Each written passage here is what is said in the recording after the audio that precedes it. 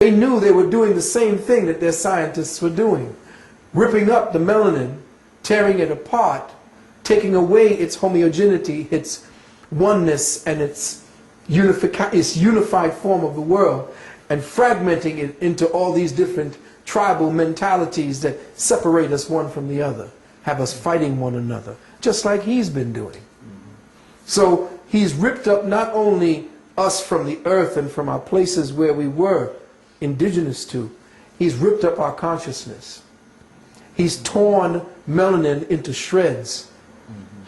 He has miscegenated us so that we no longer can tap into the deeper dark matter consciousness that is our legacy within the central part of our brains.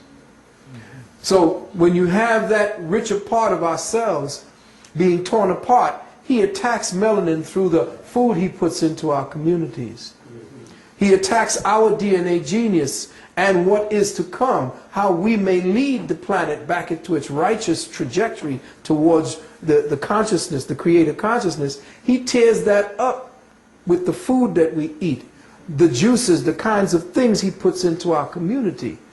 The air we breathe with the chemtrails that you see on a clear day, where clouds that don't look like clouds are up above, with planes spewing poisons like barium and aluminum and genetic material that are supposed to be entrained within your lung tissue to change and mutate you. He is destroying the ability of your melanin to interface with the dark matter consciousness called Eta Carina that is heading in this direction as we speak today. The black God or the dark God that was talked about in Amos in your Bible. Because they said God is not the light, God is the darkness.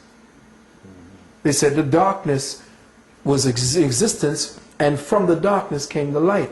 Well, the darkness is returning, and it's making all the scientists afraid because it's about to give forth with a burst of light. Phosphine genius is about to burst forward.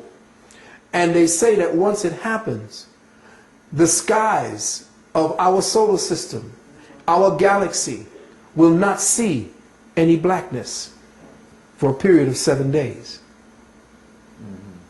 Now, these are written in the holy books, but these books were not holy books for us to bow down and worship to. These books were there for us to study as books of science set down by our ancestors, who spoke about melanin in the Bible, or what became the Bible that we read today. What became the Quran we read today, the Sefer Yetzirah, the Kabbalah, all of these different books that we read today have to do with the return of the darkness, which is the eternal womb, the triple black mother. And right now it's returning. But you see, our melanin, the genius, the DNA that we're about to speak about is fragmented. So I'm going to try and I'm going to attempt to put together certain things, and which is what I've done. When you asked me what it is that you wanted to speak about the 6-strand DNA series, the series, the six-strand DNA, the 6 I'm going to explain what that means, and the 9-strand DNA series, that has metaphysical ramifications way beyond what their science is revealing to them, or what their own contained mentality will allow them to understand. And this is where the metaphysician has to step in, and this is why Dr. Oyibo is not only so essential to the next phase of consciousness on this planet, but why he is feared by the present structure, this present church of Western scientific thought.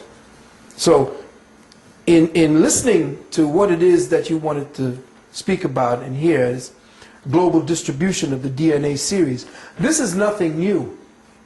This was already known by most of the scientists, because there are books written by the early medical scientists who went to study African peoples, who went to study indigenous peoples to the lands south of the equator, where the people are darker and more richly melanated.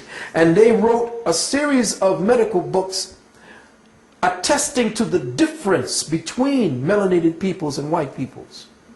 to the point where their apothecaries and their pharmacies created drugs differently because they had a specifically specialized effect on melanated peoples as opposed to white peoples. For instance, white peoples have more metal in their medicines than black people can tolerate. So they made most of their medicines so that they could not interface. They had to put more metal into them because the Caucasoid is so deficient of iron. Whereas peoples of color have a rich uplaying of dark iron. That's why you get your dark, black, richly melanated color, is because of the fact that your face and your body has laid up iron in it.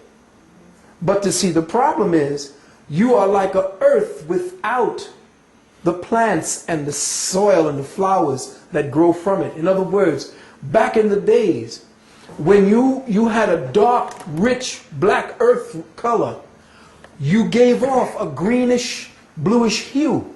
Like you can go today to Senegal and watch those brothers and sisters stand in that sun, and they are so black they shine blue. That's true. But people don't know what the secret to that kind of melanin means.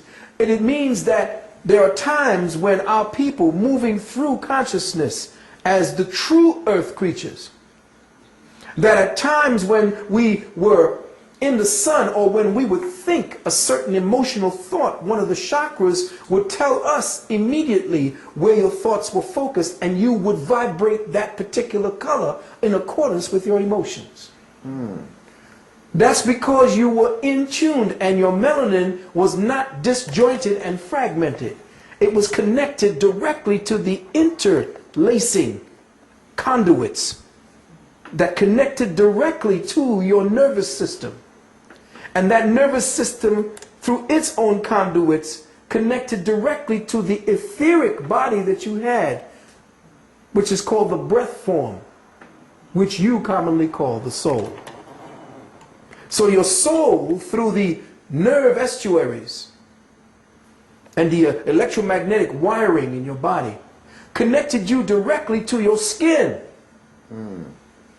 And the soul had its outward representation in the way that the molecules and the atoms formed you to imitate the triple blackness, because from the blackness came the light, but in order for the light to know itself, it had to be housed back in the blackness.